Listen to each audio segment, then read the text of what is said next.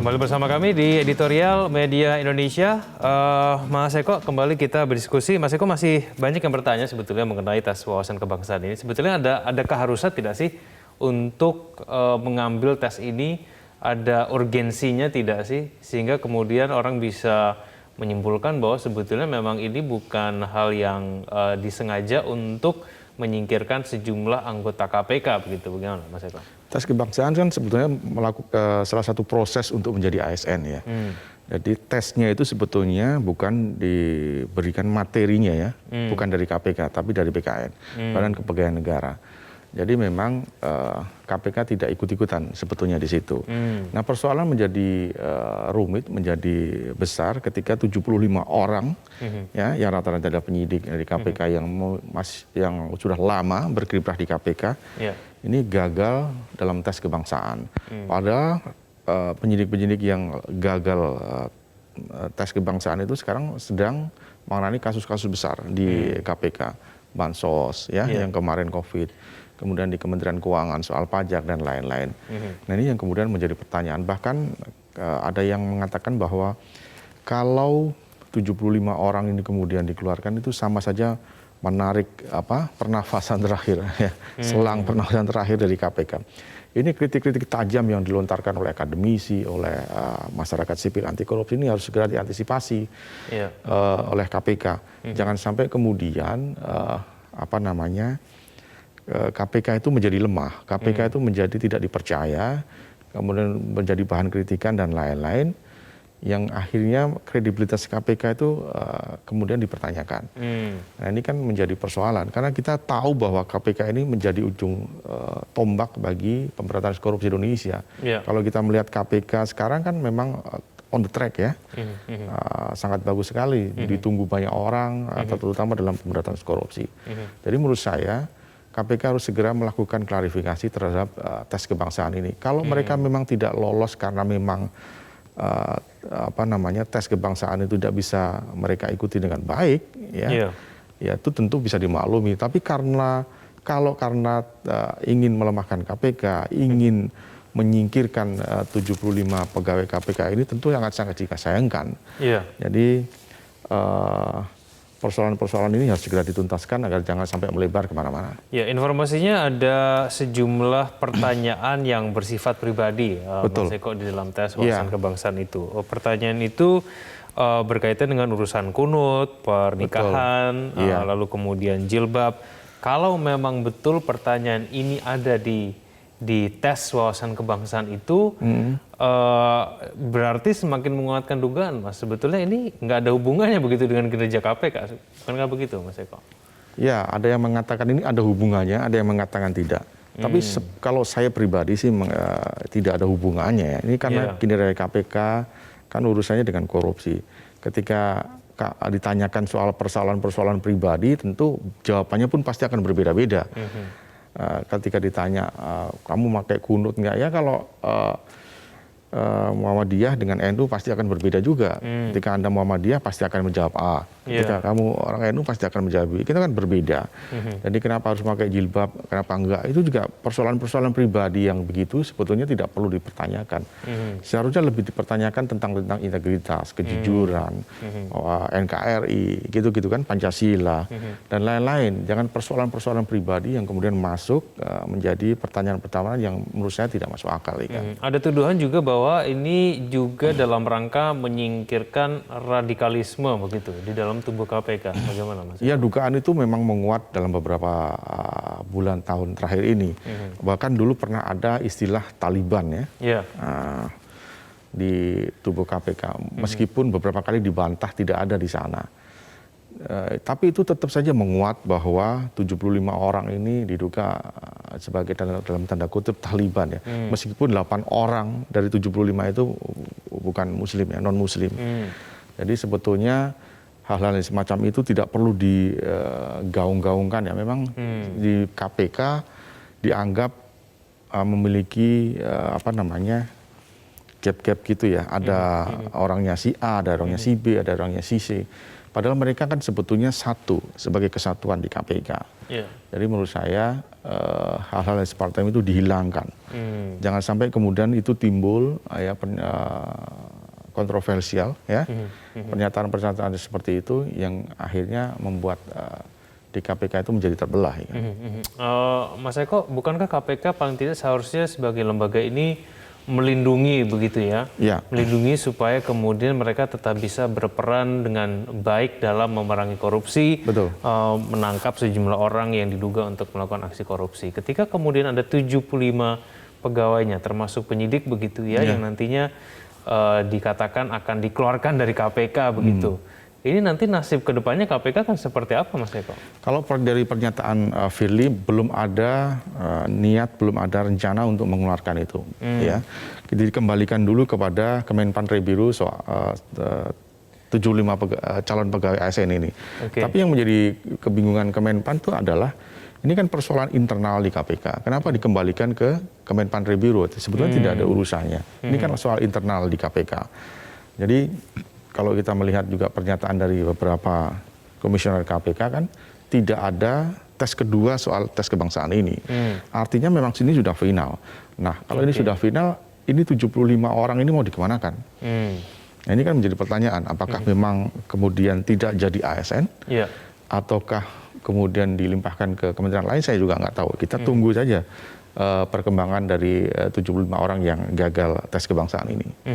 Tapi kalau misalnya memang betul Mas Eko 75 orang ini dalam tanda kutip keluar begitu ya, KPK makin tumpul, Mas? Saya kira itu kerugian yang sangat besar bagi KPK karena kita lihat 75 orang ini ya dari 1.127 yang kemarin mengikuti tes kebangsaan. 75 orang ini sudah lama sebetulnya di KPK, integritasnya juga patut kita apresiasi, kejujurannya dan lain-lain dalam memberantas korupsi. Jadi ketika mereka kemudian tidak jadi ASN, sangat kerugian besar bagi KPK, terutama dalam untuk menangani kasus-kasus besar. Kita lihat kemarin kasus-kasus besar yang ditangani oleh KPK, penyidiknya rata-rata memang bukan hanya yang dari 75 itu, tapi juga ada yang 1274 itu. Tapi yang 75 ini juga sedang menangani kasus-kasus besar, ya kan? Jadi tentu sangat disesalkan jika kemudian 75 orang ini akan meninggalkan KPK. Baik, Mas Eko, kita jeda dulu. Pemirsa jangan kemana-mana, editorial Media Indonesia akan kembali usai headlines.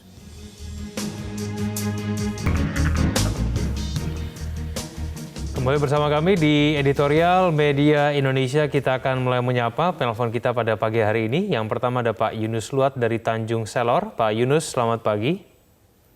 Selamat pagi, salam sehat selalu untuk seluruh warga NKRI tercinta. Dan terkhusus untuk keluarga umat muslim, selamat menunaikan ibadah puasa yang sebentar lagi kurang lebih 2 atau 3 hari ke depan akan ada Hari Raya Idul Fitri. Tuhan memberkati.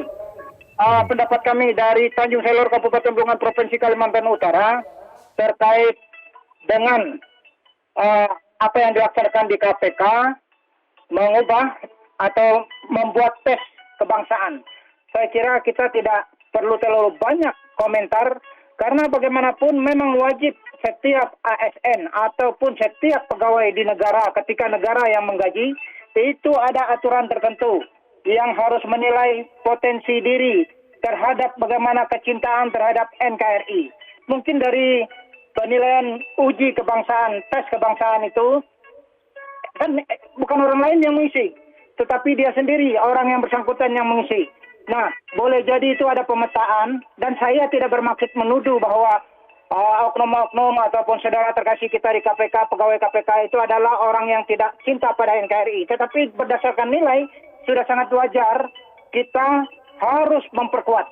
Karena kita tidak mau ada bolong-bolong di satu tempat, ada ASN kita atau pegawai kita yang tidak cinta kepada NKRI. Susah kita ke depan. Kita harus menjaga dan kapanpun untuk melaksanakan penguatan pemahaman kecintaan kita terhadap NKRI tercinta. Dimanapun dia, jangan sampai ada bolong-bolong atau peluang-peluang yang tidak menyatukan kita. Terima kasih Pak Yunus Luat, kami sudah menangkap poinnya. Kita akan langsung ke Pak Edward dari Curug Bengkulu. Pak Edward, selamat pagi. Selamat pagi Bung Egan, selamat pagi Bung Eko. Ya. Pak. Kita ini kan bernegara yang punya pemerintahan. Jadi di dalam negara itu diatur ada undang-undang. Lah kalau undang-undang sudah mengatur, memang pegawai PK harus beralih status jadi ke ASN, ya kenapa tidak gitu loh. Ini kan ada payung hukumnya, ada undang-undang. Itu yang pertama. Yang kedua, cuma kita harapkan dengan beralih status ini tidak menghilangkan independensi dari karyawan-karyawan KPK. Mereka tetap tidak harus tunduk dengan pemerintah yang menggajinya maksudnya. Tapi mereka tunduk dengan aturan hukum yang berlaku. Karena mereka ini sebenarnya di dirinya KPK ini kan badan ad hoc dulunya. Karena ada ketidakpercayaan kepada institusi lain dalam pemberantasan korupsi, maka dari KPK. Nah, masalah penggajian, saya yakin pemerintah sudah memikirkan bahwa take home pay-nya tidak akan berkurang. Dan kita masyarakat Indonesia harus menyadari itu bahwa memang take home pay orang KPK itu hidupnya harus makmur. Kenapa? Ya supaya mereka tidak tergoda dengan hal-hal yang yang akan membawa mereka ke jurang. Ada KPK yang tidak lulus dalam tes, ya itu wajar-wajar karena kita tahu selama ini ada petugas KPK yang berani terima suap jadi mentalitasnya, integritasnya dan jiwa nasionalismenya untuk merasa korupsi memang perlu diuji. Nah, tinggal transparansi hasilnya saja. Apakah itu seharusnya harus dibuka oleh pimpinan KPK untuk menghilangkan kecurigaan dari masyarakat, ada sengaja untuk menyisihkan orang-orang ini. Nah, yang memang tidak terima kasih Pak Edward dari Bengkulu, kami sudah menangkap poinnya. Saya langsung ke Ibu Indra dari Cirebon, Jawa Barat. Ibu Indra, selamat pagi. Selamat pagi Bung Egan dan Bung Eko Rahmawanto. Assalamualaikum warahmatullahi wabarakatuh. Metro TV. Waalaikumsalam. Silakan Bu Indra. Ya, hasil tes ini masih didiskusikan kan dengan Menteri Pendayagunaan Aparatur Negara dan BKN. Nah, nanti hasilnya apakah itu memotong pegawai atau tidak kita lihat. Kalau memotong pegawai itu kemungkinannya ada dua. Bisa melemahkan kalau memang orang-orang yang profesional di KPK yang sedang menangani kasus-kasus besar itu yang dihilangkan. Tapi mungkin juga lebih menguatkan karena menghasilkan orang-orang terpilih yang tidak terpilihnya dibuang. Nah, ini kegiatan ini adalah peralihan status kepegawaian, bukan pemilihan jadi ASN. Jadi dari diskusi ini nanti dilihat, ini masyarakat mengawasi semua. Akhir-akhir ini KPK, DPR sedang jadi sorotan, jadi masyarakat pasti mengawasi. Cobalah bersifat terbuka, memperlihatkan. Ini nama-namanya saja disembunyikan. Lah kalau terbuka lalu masyarakat bisa menilai, oh ya ini bakal menguatkan, oh ya ini bakal melemahkan. Perlu diketahui juga bukankah ASN, tes ASN selama ini juga yang terutama yang otonomi daerah itu menjadi tanda tanya yang berhasil atau tidak. Nah kalau yang pusat masih bisa dipertanggungjawabkan. Ya. Sekarang ini tentunya kan pusat yang bekerja, jadi kita bisa melihat itu karena nanti tidak seperti kalau ASN itu wah buat apa tes ASN tidak bergengsi gitu ya. Kalau yang swasta itu bergengsi karena memang profesional. Jadi sekarang pemerintah bisa berdiskusi, memperlihatkan bahwa memang akan menghasilkan orang-orang yang kuat. Baik, gitu. Terima kasih Ibu Indra. Saya ke Pak Iwan dari Jember, Jawa Timur. Pak Iwan, selamat pagi. Sugeng Enjang, Mas Eko, dan Mas Kevin. Ya, begini, selamat pagi Pak. Korupsi sebagai kejahatan luar biasa, kemanusiaan luar biasa, itu di Indonesia kan dalam keadaan gawat darurat. Lalu KPK sebagai garda depan menghadapi korupsi. Dan dia itu istilahnya itu lembaga hukum ad hoc sehingga menggunakan leg spesialis. Nah, sekarang keadaan Indonesia seperti ini berarti dia berpacu nih dengan para koruptor. Coba sekarang anggota DPR saja sudah 274 orang. Kemudian gubernur 22 orang, bupati, wali kota 122, lembaga dan kementerian 28 orang, hakim 22 orang. Ini menunjukkan luar biasa sudah kejahatannya dan itu gawat darurat betul. Nah, ibarat sapu, kalau mau nyapu, ya sapunya yang bersih dulu. Jadi komisionernya, fungsionarisnya si KPK ini, dia ini orang yang luar biasa. Karena nyawa itu urusannya dan dia menjadi musuh. Sedangkan mereka ini secara sistem hukum ini mendapatkan kemudahan untuk berkorupsi lebih lanjut begitu.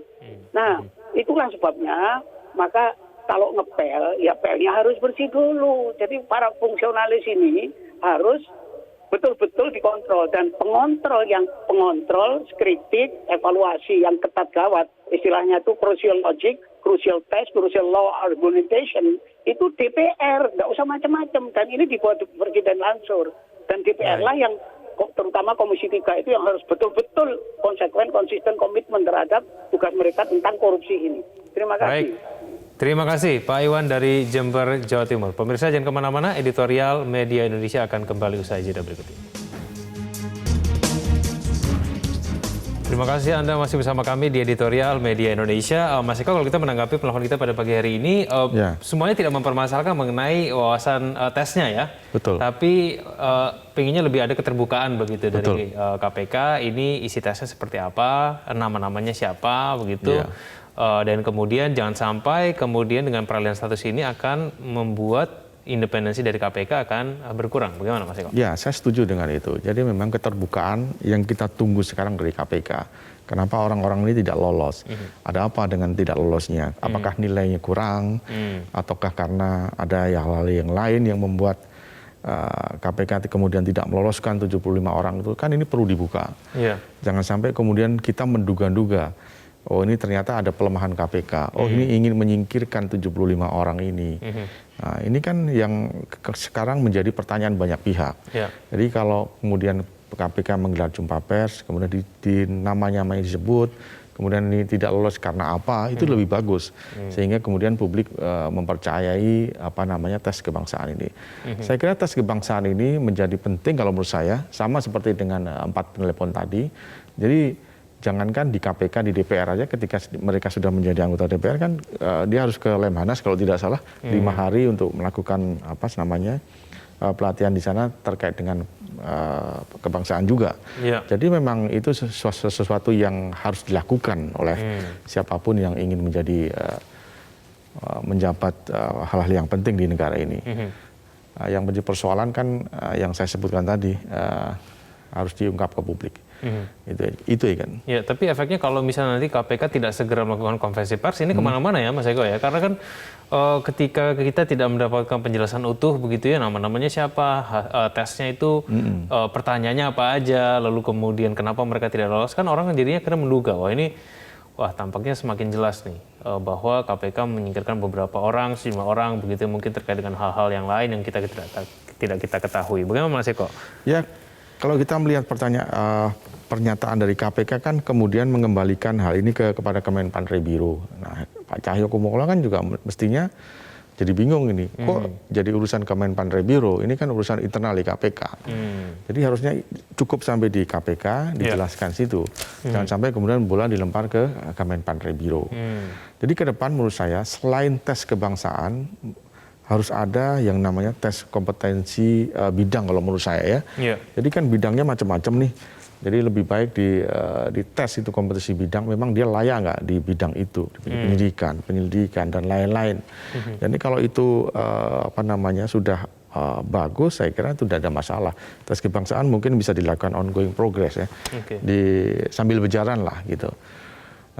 Tapi kan sekarang menjadi persoalan ketika tes kebangsaan itu menjadi salah satu indikator untuk lolos atau tidaknya ASN. Ya, tapi kalau misalnya Mas terbukti bahwa memang tidak ada bentuk pelemahan KPK yang dilakukan secara sengaja begitu ya, dengan menyingkirkan 75 orang ini begitu.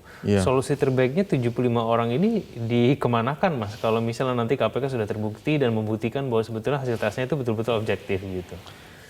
Ya, kalau kita melihat dari pernyataan KPK kan tidak ada tes kedua ya. Artinya kalau untuk masukin ke ASN memang ada tes-tesnya. Ketika dia tidak tidak lolos dalam kualifikasi itu, ya pasti tidak akan diterima. Intinya kan itu. Nah, ini sekarang menjadi kembalikan ke KPK saja. Ini sekarang bagaimana alih status KPK ini? Apakah mereka kemudian dikeluarkan karena tidak memenuhi syarat tes kebangsaan itu, ataukah diapakan nih? Ini kan yang sekarang publik menunggu. Tapi kalau dari pernyataan banyak pihak ya, pegiat anti korupsi, akademisi dan lain-lain, memang diperlukan second opinion lah di situ.